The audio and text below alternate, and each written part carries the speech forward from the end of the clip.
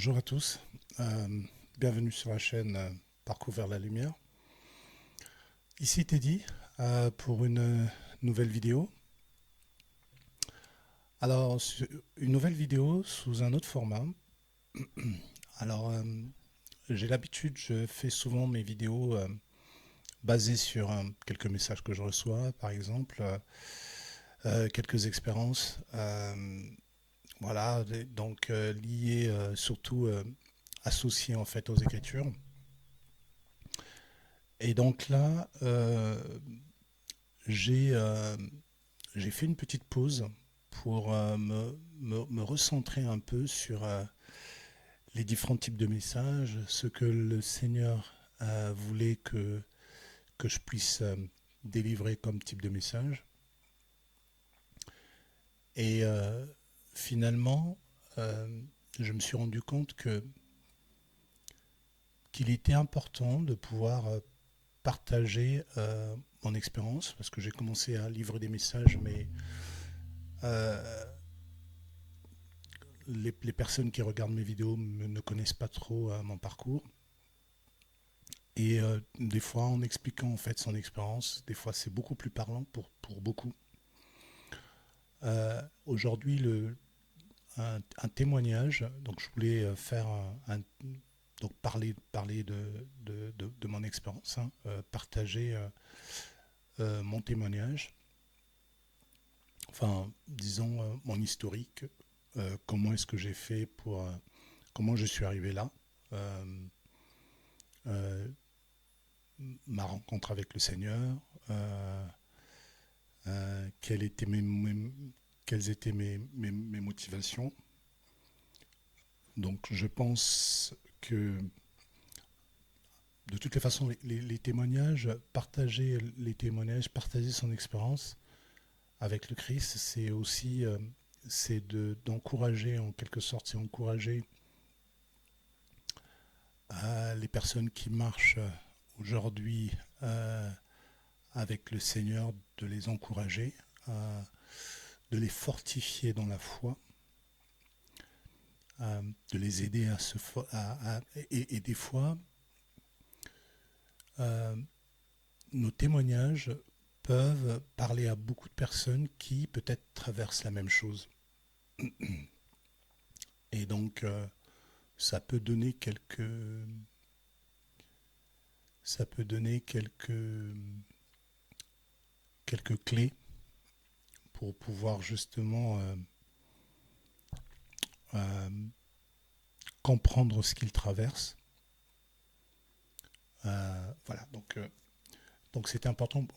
Aujourd'hui, je continue toujours à apprendre, hein. Il y a encore des choses à apprendre avec le Seigneur. Il y en a d'autres par les messages d'autres personnes, par les témoignages d'autres personnes. J'apprends moi-même. Euh, donc c'est ça en fait le principe du corps du Christ, hein. C'est qu'on apprend, on apprend, chacun apprend des autres. Et c'est comme ça qu'en fait le Seigneur voit les choses.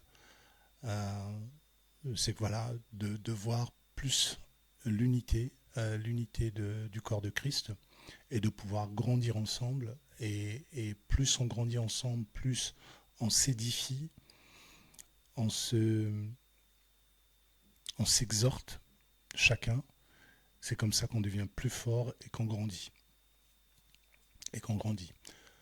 Euh, donc, les témoignages, c'est vraiment une mise en application vraiment des Écritures. On peut lire la Bible. Pour certains, ça va être juste des histoires qui racontent un peu des choses qu'ont vécues des personnes, peut-être des personnes historiques, ou même peut-être des personnes fictives. Mais non, les témoignages, ça va être on a vraiment vécu ça, ou on a rêvé d'avoir eu ça. Voilà, donc on met vraiment en lumière ce qui est dit dans les Écritures. Donc je ne sais pas si ça fait un peu de sens de ce que je viens de dire. Voilà, donc je pense que vous comprenez un petit peu près mon propos. Je vais lire un verset il y a Actes chapitre 1 verset 8 qui dit « Mais vous recevrez une puissance, le Saint-Esprit, survenant sur vous, et vous serez mes témoins à Jérusalem, dans toute la Judée, dans la Samarie et jusqu'aux extrémités de la terre. » Donc ça, c'était le Seigneur qui s'adressait à ses disciples, sachant qu'aujourd'hui, nous, on a hérité de cela.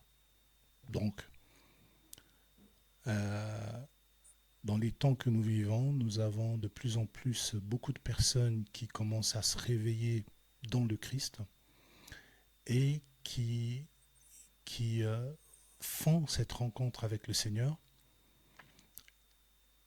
Et aujourd'hui, c'est un témoignage. Donc le fait de pouvoir le vivre et de passer ces messages permet en fait de pouvoir justement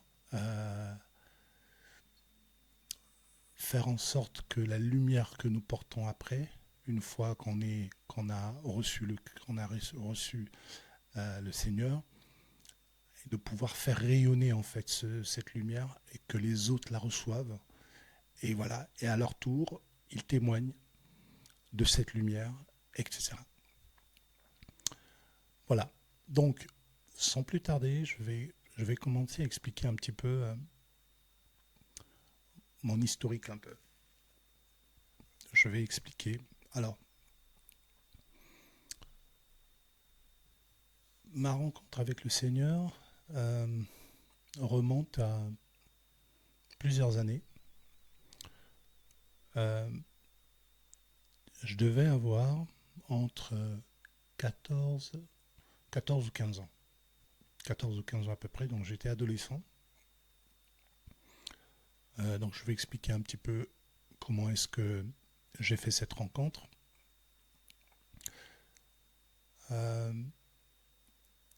J'ai été élevé dans une famille catholique,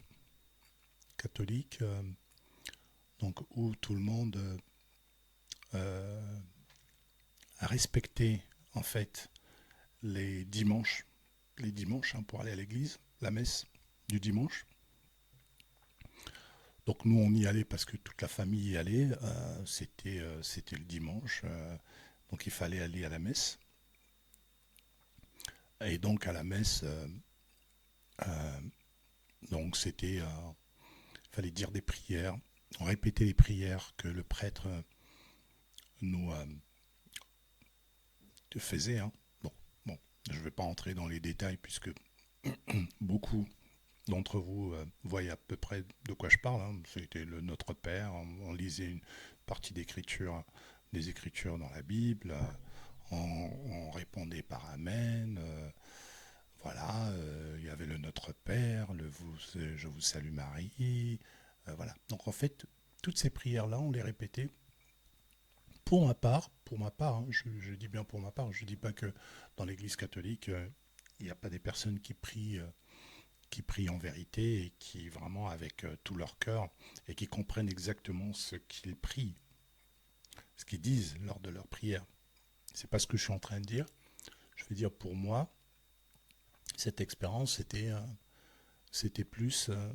c'était déjà je me sentais un peu contraint d'y aller parce que bon c'était la famille qui allait parce que quand tu allais pas à l'église à la messe. Bon, des fois, tu pouvais avoir quelques remarques. Toi, tu vas jamais à la messe, tu vas pas prier, etc. Donc, j'y allais un peu par contrainte. Quelquefois, j'y allais parce qu'il y a des amis qui allaient.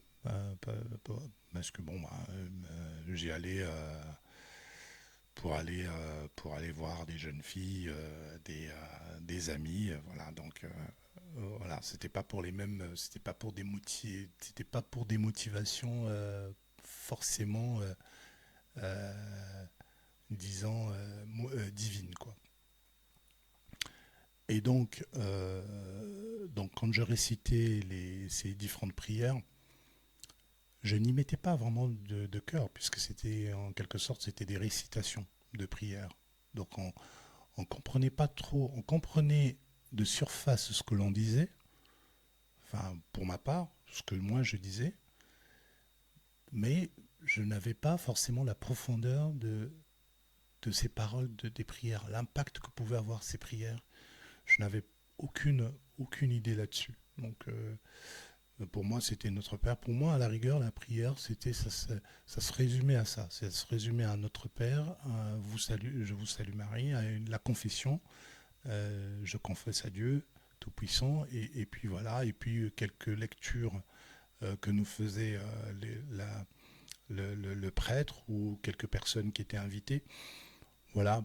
Et on regardait un petit peu l'heure pour que voilà, la messe soit terminée parce que pour ma part, je trouvais que la messe elle durait trop longtemps et donc j'avais juste hâte que la messe se termine pour sortir. Voilà un peu, disons, mon historique un peu religieux là-dessus. C'était plus vraiment de la religion. Et donc, j'allais, comme beaucoup de jeunes de notre âge, quand c'était pas l'heure de l'église, de la messe, bon, bah, c'était les sorties avec les amis, se retrouver à des endroits pour jouer, etc., etc.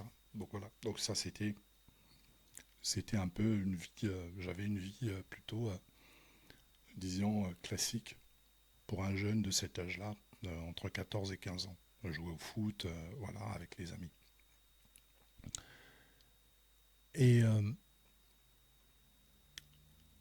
et à un moment, avec des amis, nous avons fait la rencontre d'un jeune de notre âge qui tenait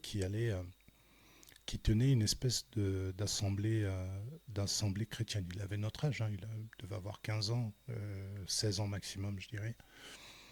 Et donc, il avait tenu un espèce de groupe de prière.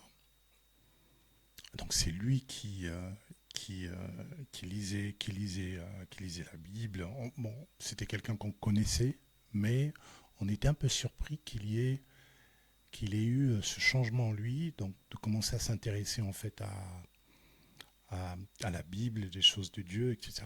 Donc on est par curiosité, on a été rejoindre ce groupe de prière et on commençait à y aller un peu comme ça d'aventure par l'aventure. Donc on y allait pour aller prier un peu, voilà. Donc ça nous gênait pas du tout. Et donc une première fois on y est allé et puis on s'est dit bon tiens on va se retrouver encore pour le prochain. Et donc cet ami venait nous voir pour nous dire ah ben venez prier, venez régulièrement, voilà, donc on y allait. Et donc de fil en aiguille, on y allait régulièrement. Et donc lui aussi, hein, il avait en fait il avait plutôt disons un background ou un historique plutôt catholique, mais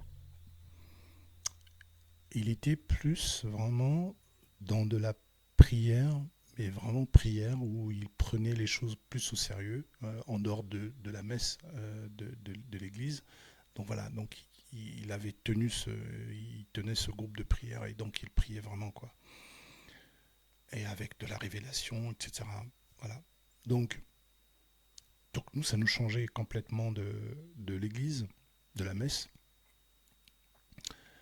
Et, et donc là, on commençait à prendre un petit peu au sérieux la, les prières.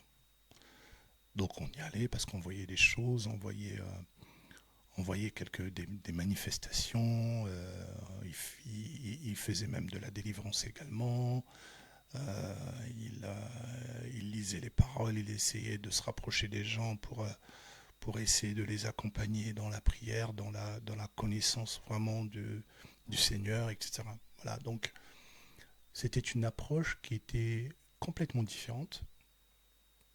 Et donc on a été embarqué un peu là-dedans et on a commencé à s'y mettre. Et ça devenait presque une tendance, je dirais, à ce moment-là. Et, et, et je me suis retrouvé même à commencer même peut-être à prier pour d'autres personnes, à commencer même peut-être à une fois m'arriver peut-être même de faire, pas peut-être, de faire même une délivrance étant jeune, commençait à aller parler de la Bible, des Écritures à, à l'école. Voilà, donc en fait, on était vraiment à un moment, on était de plus en plus vraiment dans la prière. Et, et, et voilà, ça commençait à devenir un petit peu plus sérieux. Et du coup, il y a un moment où donc je devais passer mes examens, j'étais au collège, donc j'ai loupé mes examens, j'ai dû louper quelques examens, etc. Et donc, et à partir de ce moment-là, j'ai été, je dirais que j'ai commencé un petit peu à décélérer, d'arrêter un petit peu plus à prier, attiré un petit peu plus par des sorties avec des copains. Je ne sais plus trop comment c'est arrivé, mais voilà, à un moment, je me suis retiré un petit peu de la voie du Seigneur à ce moment-là. Donc reparti complètement un peu dans le monde bon voilà, c'était les sorties, c'était les copains, voilà. Et je pense qu'on avait dans notre groupe, on s'était complètement dispersé. Et donc il y en a, je pense que quasi tout le monde a dû laisser tomber. C'était une période a dû laisser tomber complètement les prières. On était beaucoup moins fervent là-dessus. Et donc voilà, donc retour un petit peu plus dans le monde.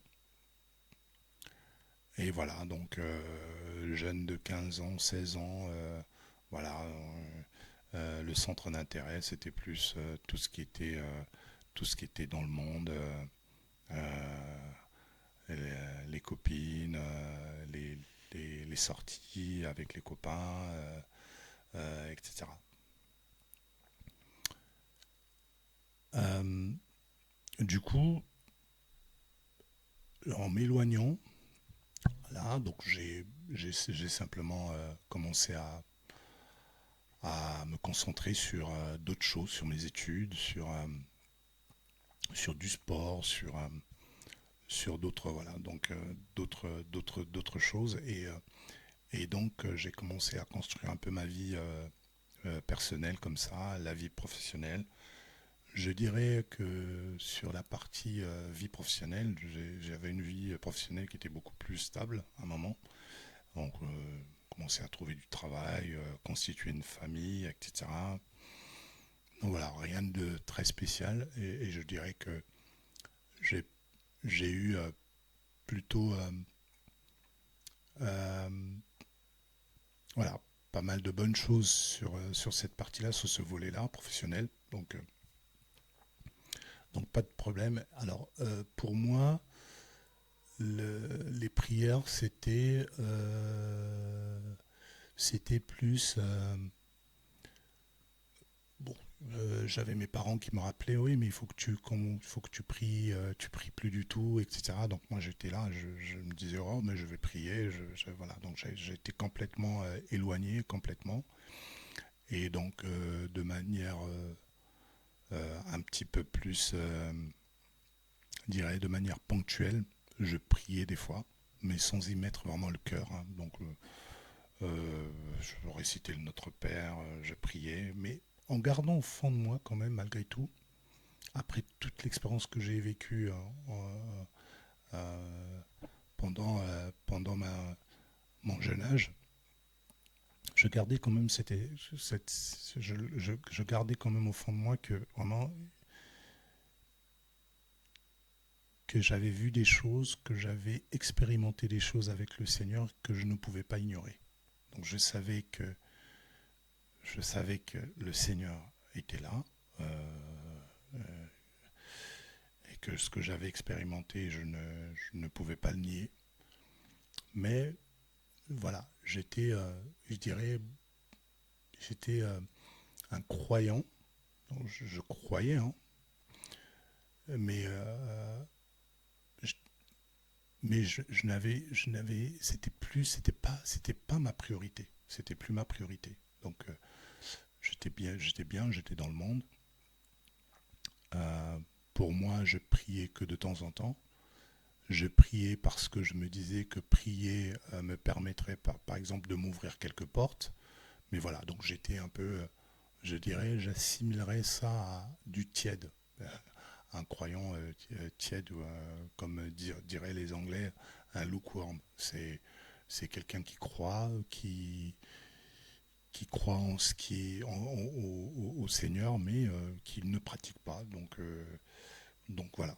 Bon, j'étais pas vraiment, c'était plus du tout sérieux comme j'avais eu souvent l'habitude de faire.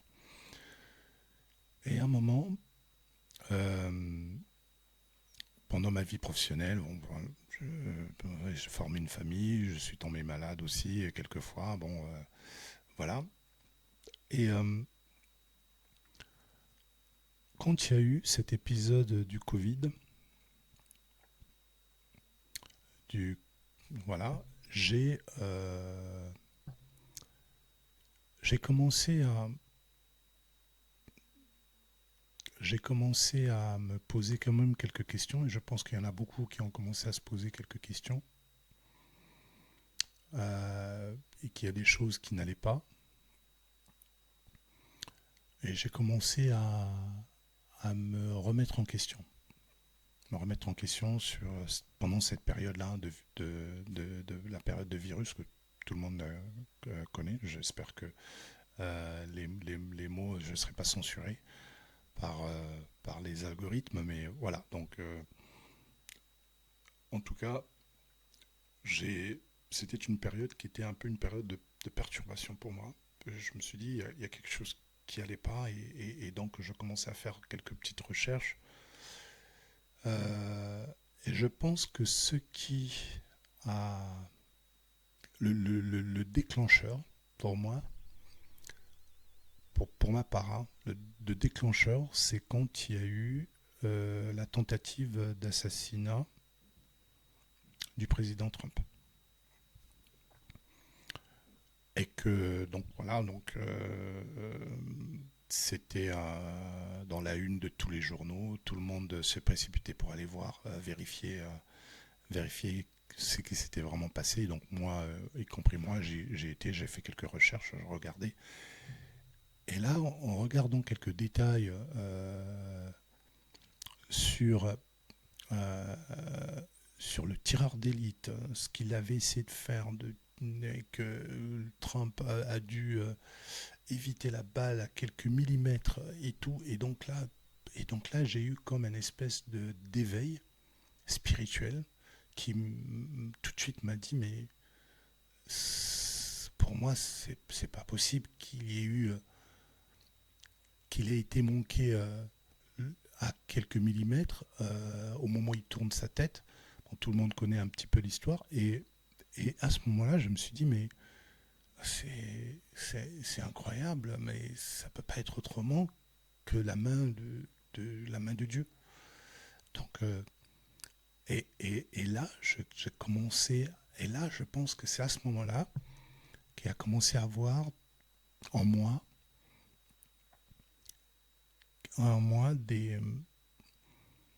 une espèce de recherche de d'un éveil, voilà, un éveil. Je ne sais pas autrement comment l'expliquer, mais il y a eu une espèce d'éveil en moi. Et, et donc, du coup, j'ai commencé à faire quelques recherches.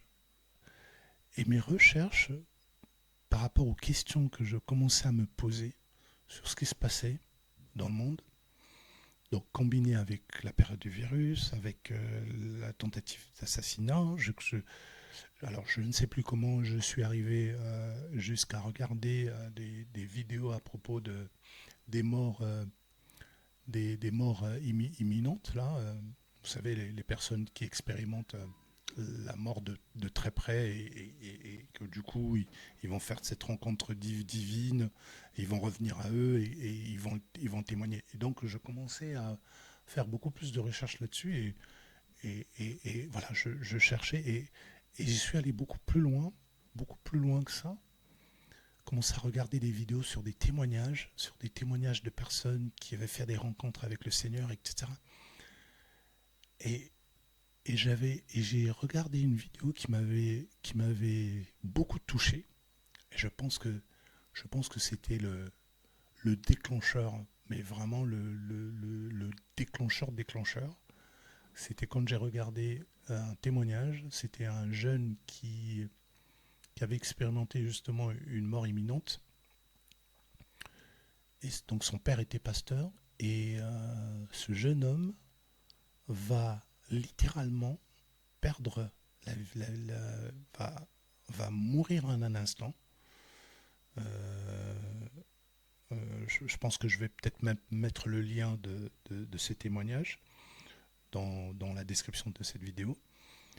Et en fait, le jeune va tomber malade, il aura une très forte fièvre, son père, pasteur, qui va l'emmener à l'hôpital, et ce jeune homme va mourir dans la voiture au moment du transport. Et là, le père va prier, et ce jeune homme va expérimenter en fait une espèce de vraiment de le monde vraiment spirituel. Donc il va se voir quitter son corps, etc., se retrouver en enfer. Donc il va expliquer, il va donner un tas de détails.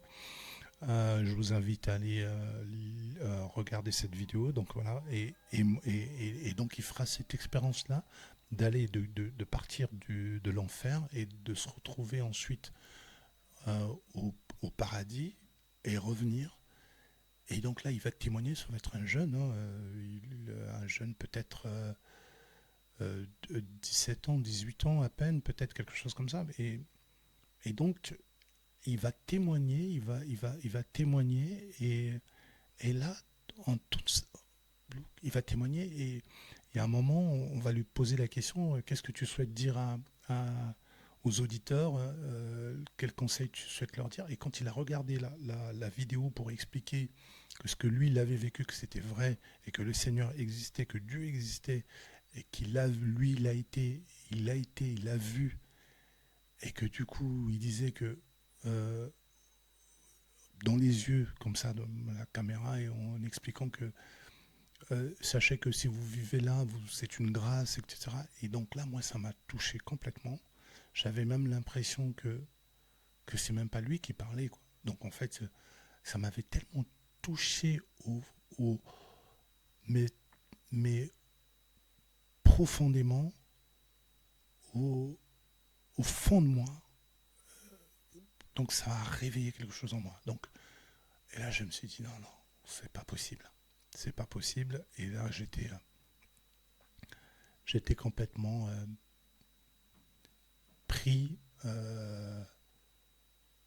à ce moment-là. Voilà. Donc, voilà. Donc ça m'avait touché, beaucoup, beaucoup touché. Et donc là, je commençais à faire cette démarche de pouvoir revenir vers le Seigneur et de réaliser que le parcours que j'ai eu, donc je connaissais le Seigneur, et que le parcours que j'ai eu en m'éloignant de lui, mais que c'était complètement une bêtise, c'était une bêtise, et que c'est pas possible. Il il fallait revenir vers le Seigneur. Donc là, du coup, j'ai commencé à m'y mettre un petit peu plus, prier, et je commençais à regarder des, de la musique, disons, un peu plus religieuse, hein, autour du, de tout ce qui est divin. Donc je regardais ce qu'on appelle du worshiping music. Donc j'ai écouté beaucoup plus souvent ça. Et là, j'avais l'impression que le Seigneur travaillait en moi. Donc voilà. Donc il y avait un éveil qui se mettait en route. Tout doucement, un réveil se mettait en route. Et, euh, et là, à partir de ce moment-là, où j'ai commencé à sentir un espèce de réveil, comme je commençais à me mettre à prier, à reprendre de la prière, je commençais à regarder maintenant pas mal de vidéos qui étaient des vidéos de beaucoup de prophètes. J'ai consommé quand même pas mal de vidéos des prophètes des pasteurs, sur des témoignages. Voilà, donc je multipliais beaucoup ces vidéos-là. Et, euh, et là, j'ai commencé à faire des rêves que je n'ai jamais fait auparavant, mais c'est là où la transformation commençait à s'opérer. Et je commençais à faire des rêves, mais même avant, quand j'avais connaissé dans mes 15 ans, 14 ans, non, j'ai fait la rencontre du Seigneur, mais je faisais même pas ces rêves-là. Donc je commençais à faire des rêves où je volais, je volais dans les airs, je combattais contre des monstres. Voilà. Donc, et voilà, donc il y avait un enchaînement comme ça de rêves. Et à un moment, je me souviens, c'était une nuit, c'est dans la nuit du 24 octobre. Donc j'étais endormi. Et je ne sais pas, mais quelque chose, j'ai eu l'impression qu'on me réveillait. Donc c'était à 3h06. Je l'ai même noté, je l'ai marqué. 3h06 du matin, je me réveille. J'ai dit non, je suis réveillé, il y a quelque chose. J'avais une espèce, j'avais j'avais comme mon corps était en alerte. Et donc, je décide de prendre, et donc ça, c'était une des astuces que j'avais eues d'un prophète qui expliquait que quand on se réveillait comme ça au milieu de la nuit, c'est que des fois le Seigneur vous demandait en fait de prier. Et donc, il regardait des fois l'heure pouvait correspondre à un verset biblique, etc. Et donc là, je me lève, je regarde l'heure, il était 3h06 du matin. Et je fais une recherche sur Google en tapant 3.2.6. Je tente le premier verset qui apparaît, c'est le psaume 3, verset 6. Je vais lire le psaume. Et le psaume parle de ne pas avoir peur de plusieurs milliers qui seraient contre vous, etc. Alors, je n'ai peut-être pas, je vais mettre en description, je vais mettre le détail du psaume 3, verset 6, je vous invite à aller le lire. Et donc là, en lisant ce verset, je me suis dit, il y a quelque chose qui est en train de se passer. C'est pas possible. Donc en fait, ce verset est un peu aussi similaire au verset, au psaume, au psaume 27, verset 3, qui dit « Si une armée se campait contre moi, mon cœur n'aurait aucune crainte. Si une guerre s'élevait contre moi, je serais malgré cela plein de confiance. » Il y a un autre verset aussi qui est un petit peu relatif à ce verset, psaume 121, versets 3 à 8. « Il ne permettra point que ton pied chancelle. Celui qui te garde ne sommeillera pas, point. Voici, il ne sommeille ni ne dort, celui qui garde Israël. L'Éternel est celui qui te garde, l'Éternel est ton ombre à ta main droite. Pendant le jour, le soleil ne te frappera point, ni la lune pendant la nuit. L'Éternel te gardera de tout mal, il gardera ton âme, l'Éternel gardera ton départ et ton arrivée dès maintenant et à jamais. » Donc voilà, c'est à peu près ça. Donc on était vraiment sur des versets qui mentionnaient d'une bataille spirituelle, de la protection du Seigneur absolument à avoir. Et donc, là, je me dis qu'il y a quelque chose qui doit se passer. Et donc, qu'est-ce que je fais? Je descends. Et là, je pense que j'ai été... ça devait être l'Esprit du Seigneur qui devait me guider, me dire, va, fais une prière. Et donc là, je descends les escaliers, j'y vais dans mon salon. J'ai commencé à prier. Et j'ai commencé à prier sur de la protection. De la protection, la grâce, le sang du Christ, la lumière, etc. Seigneur, protège-moi, fais-moi grâce, etc.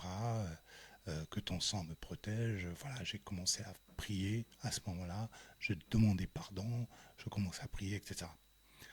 Et je finis de prier, je retourne me coucher, et là, tout de suite après, je fais un rêve. Dans mon rêve, je suis dans un lit, donc qui n'est plus tout à fait comme ma chambre, la chambre où je dors.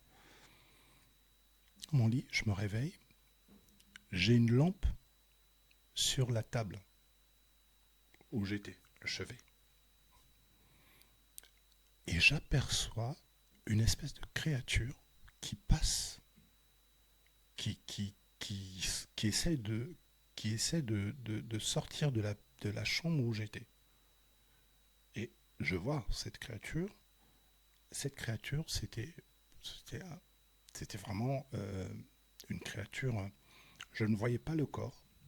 Je ne voyais pas le corps parce que c'était sombre. La pièce, elle était sombre. Donc la seule lumière qu'il y avait, c'était l'espèce de lampe qui était sur la table. Et donc je vois cette créature passer. Ça, c'est dans mon rêve. Je ne vois pas le corps parce que c'est de l'ombre. Mais je vois quand même le bas du corps de cette créature. Le bas du corps ressemblait à... alors, je vais essayer de trouver le terme en français. Ça ressemblait... Je vais vous dire ça tout de suite. Je sais plus c'est... Alors, c'est, voilà, le bas d'une chèvre, d'un bouc, le bas. Juste là, je voyais juste les jambes, donc du haut, du bas du côté, au niveau de la cuisse jusqu'au sabot. Euh, Vraiment le bas d'un bouc. Mais était grand, il faisait quasiment le bas, la jambe faisait quasiment ma taille. Ma taille. Moi je fais à peu près 1,90 m. Donc je vous laisse imaginer. Donc je ne voyais pas le haut du corps. Donc cette créature passait, s'en allait. Et donc là, moi, dans ce rêve,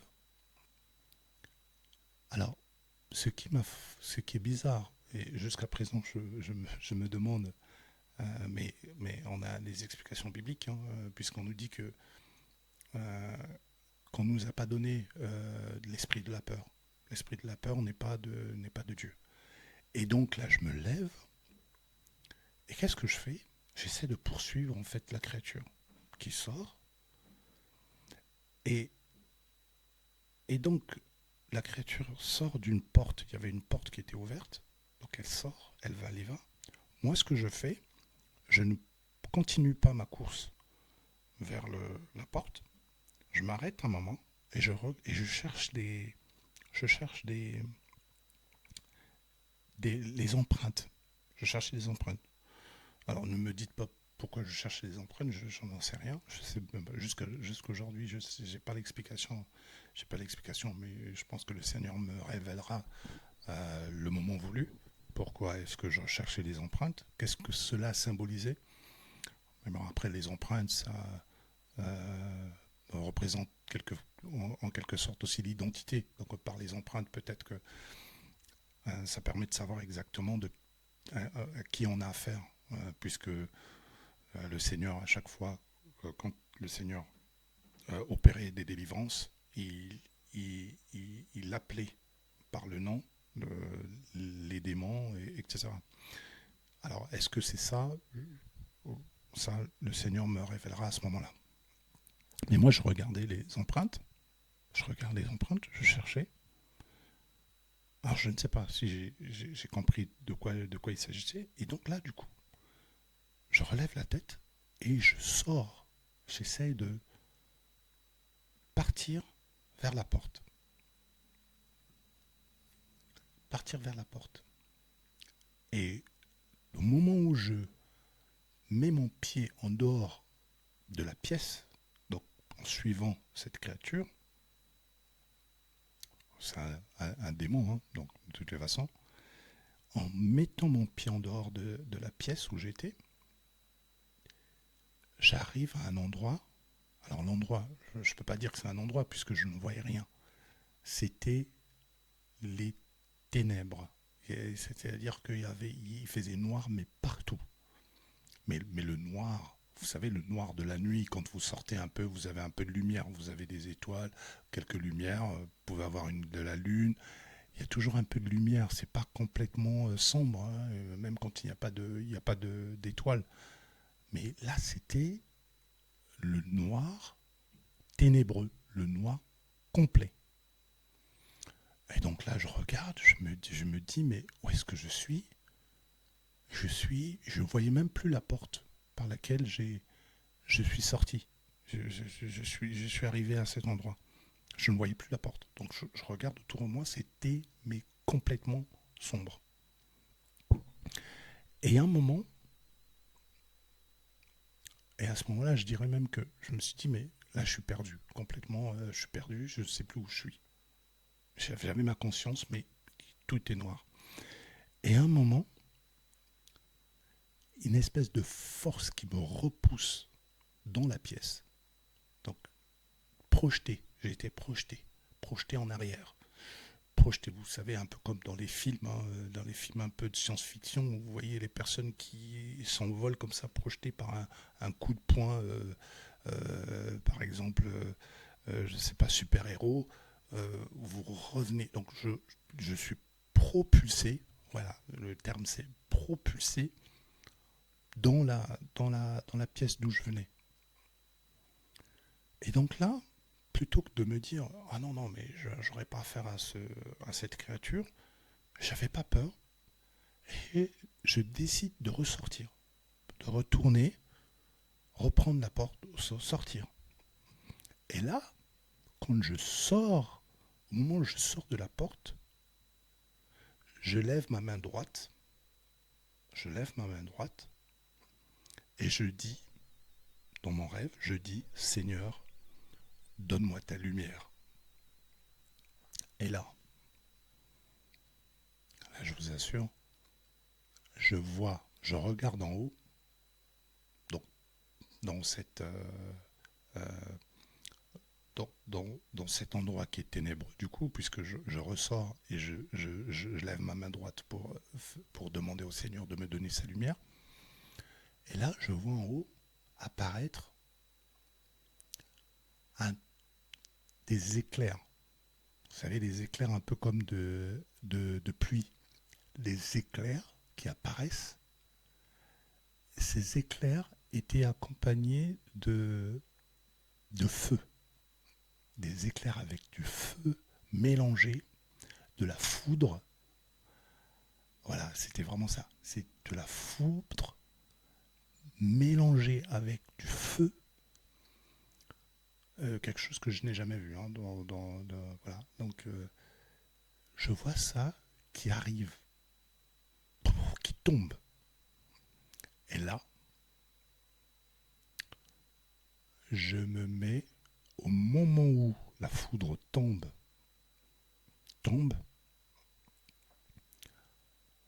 je me mets à convulser dans mon lit.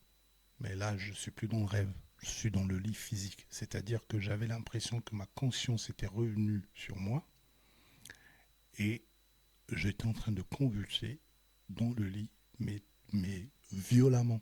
J'étais en train de bouger violemment dans mon lit. Et je me réveille du lit.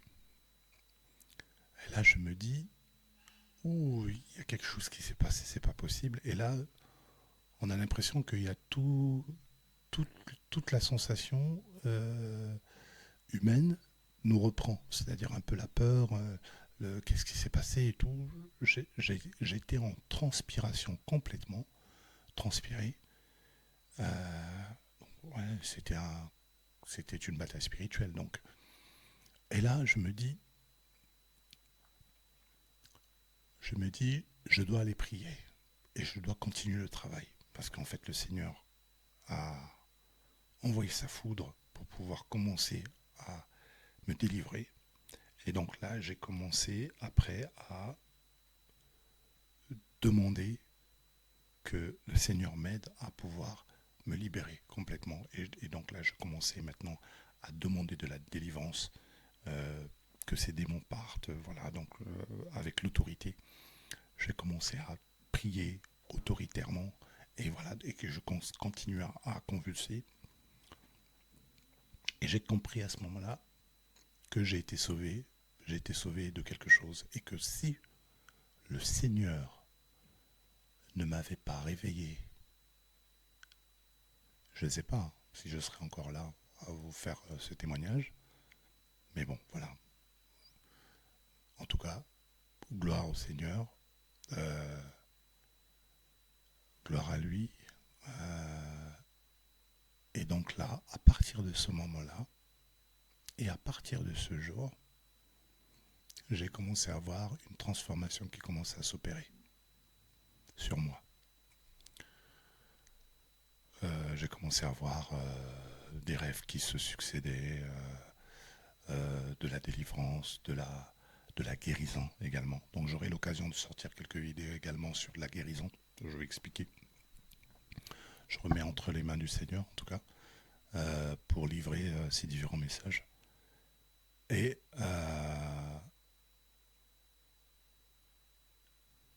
et donc voilà, donc ça c'est le témoignage que je voulais apporter en tout cas. Comment est-ce que j'ai rencontré le Seigneur, et, et donc il était important pour moi de pouvoir témoigner.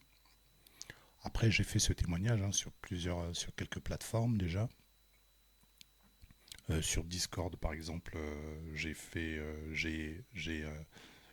posté ce témoignage pour encourager les personnes aussi à le lire. Et, et en fait, c'est un témoignage qui simplement prouve qu'en fait, les choses de l'esprit, le monde spirituel existe, et qu'il ne faut pas en douter. Pour les personnes qui doutent encore de l'existence de notre Dieu, eh ben, je leur dis que ils se trompent, et que le Seigneur existe, et que ce que nous lisons, les écritures que nous lisons dans la Bible sont des écritures qui sont vraies, que le Seigneur est amour, et que aujourd'hui le souhait du Seigneur, c'est que un maximum de personnes reviennent à lui. Nous sommes ces créatures.